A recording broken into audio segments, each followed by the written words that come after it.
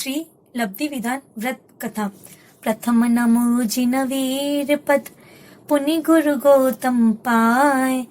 लब्धि विधान कथा कहूँ शारद होई सहाय। काशी देश में वाराणसी नाम की नगरी का महाप्रतापी विश्वसेन राजा था। उसकी रानी का नाम विशाल नयना था। एक दिन राजा ने कौतुक पूर्वक हृदय से नाटक का खेल करवाया। नाटक के पात्रों ने राजा को प्रसन्नतार्थ अनेक प्रकार की गीत, नृत्य, हाव भाव, विभ्रमादिक पूर्वक नाटक का खेल खेलना आरंभ कर दिया। सो राजा, रानी और सब पुरजन अपने योग्य आसनों पर बैठकर सहर्ष अभिनय देखने लगे। उन नाटक का पात्रों की विविध वेश और हाव भाव से रानी का चित्त चंचल हो उठा और वह चमरी और रंगो नाम की अपनी दो सखियों सहित घर से निकल पड़ी तथा कुसंगत में पड़कर अपना शील धर्म रूपी भूषण खो बैठी। वह ग्रामोग्राम भ्रमण करती हुई वेश्या कर्म करने लगी। जीवों के भाव तथा कर्मों की गति विचित्र है। देखो, रानी रनवास के सुख छोड़कर गली गली की कुत्ती हो गई। सत्य है, इन नाटकों से कितने घर नहीं उजड़े। रानी जैसी को यह दशा हुई तो अन्य जनों का कहना ही क्या है। राजा भी अपनी प्रियतमा के वियोग जनित दुखों को न सह सकने के कारण पुत्र को राज्य देकर वन में चला गया और इष्ट वियोग अर्थ ध्यान से मरकर हाथी हुआ। सो वन में भटकते भटकते एक समय किसी पुण्य सहयोग से श्री मुनिराज का दर्शन हो गया और धर्मबोध भी मिला, जिसे वह हाथी सम्यक्तों को प्राप्त करके अनुग्रहण पालन करने लगा और आयु के अंत में चया पाटलिपुत्र नगर में महीचंद्र नाम का राजा हुआ। यह महीचंद्र राजा एक दिन वन क्रीड़ा को गया था। इसके पुण्योदय से वहां उद्यान में श्री मुनिराज के दर्शन हो गए। तब सविनय साष्टांग नमस्कार कह के राजा धर्म श्रवण की इच्छा से वहां बैठ गया। इतने में कानी, कुबड़ी और कोड़ी ऐसी 3 कन्या अत्यंत दुखित हुई वहां आई। उन्हें देखकर राजा महीचंद्र को मोह उत्पन्न हुआ। तब राजा ने श्री गुरु से अपने मोह उत्पन्न होने का कारण पूछा।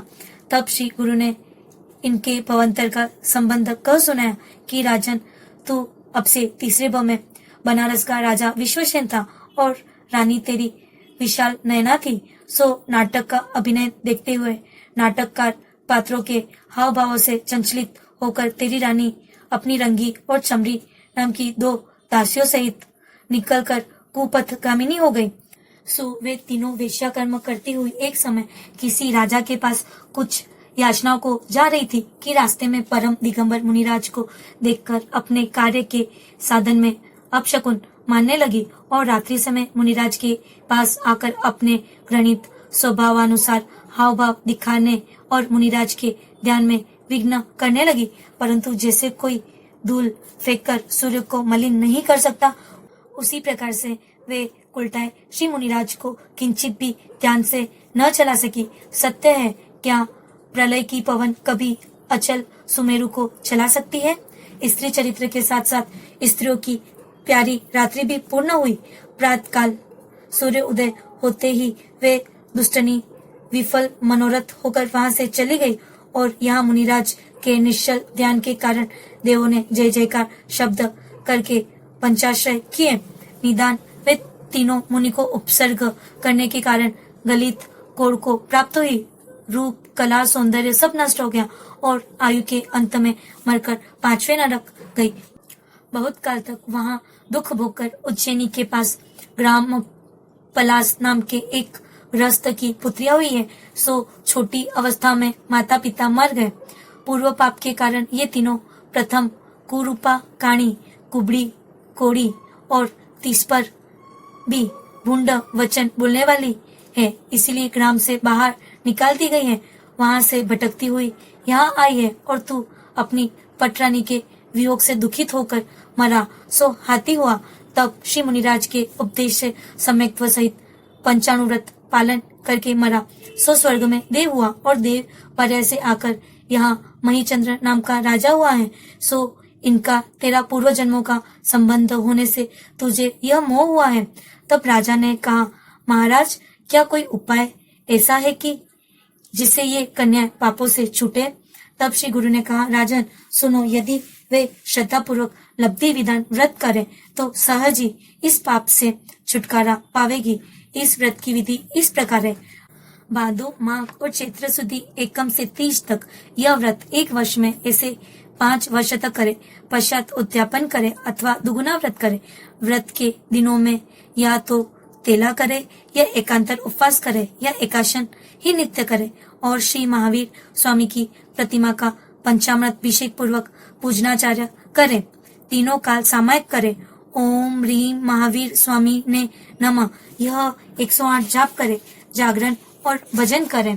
उद्यापन की विधि, जब व्रत पूर्ण हो जावे तब सकल संघ को भोजन करावे और संघ में 4 प्रकार का दान करे। शास्त्रों का प्रचार करे। पूजन के उपकरण व शास्त्र भी जिनालय में पधरावे इत्यादि। इस प्रकार व्रत की विधि और फल सुनकर उन तीनों कन्याओं ने राजा की सहायता से व्रत पालन किया और समाधि मरण कर 5वें स्वर्ग में देव हुई। राजा महिचंद्र भी दीक्षाधर तप करके स्वर्ग गया। विशाल नैना नाम रानी का जीव जो देव हुआ था सो मगध देश के वाड़वन नगर में काश्यप गोत्रीय सांडिल्य नाम ब्राह्मण की सांडिल्या स्त्री के गौतम नाम का पुत्र हुआ तथा चमरी व रंगी के जीव भी देव पर्याय से जय कर मनुष्य हो तप कर उत्तम गति को प्राप्त हुए। जब श्री महावीर भगवान को केवल ज्ञान हुआ परंतु वाणी नहीं खिली। इसका कारण इंद्र ने जाना कि गंधर्व बिना वाणी नहीं खिलती। सो इंद्र गौतम ब्राह्मण के पास त्रिकाल्यम द्रव्य षटकम इत्यादि नवीन श्लोक बनाकर साधारण वेश में गया और उसका अर्थ पूछा। तब गौतम उसका अर्थ लगाने में गड़बड़ाया। तब इंद्र उसे भगवान के शमोशरण में ले आया। सो मानक स्तंभ देखते ही गौतम का मान भंग हो गया और उन्होंने प्रभु के सम्मुख जाकर नमस्कार करके दीक्षा ली। सो जिन कथित चारित्र के प्रभाव से उसे चारों ज्ञान हो गया और वह भगवान के गंधर्वों में प्रथम गंधर्व हुए। कितने कार जीवों को संबोधन किया और महावीर प्रभु के पश्चात केवल ज्ञान प्राप्त करके निर्वाण पद की प्राप्ति हुई। उन गौतम स्वामी को हमारा नमस्कार हो।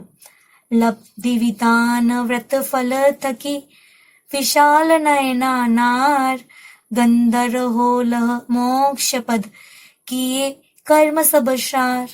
जय जिनेन्द्र।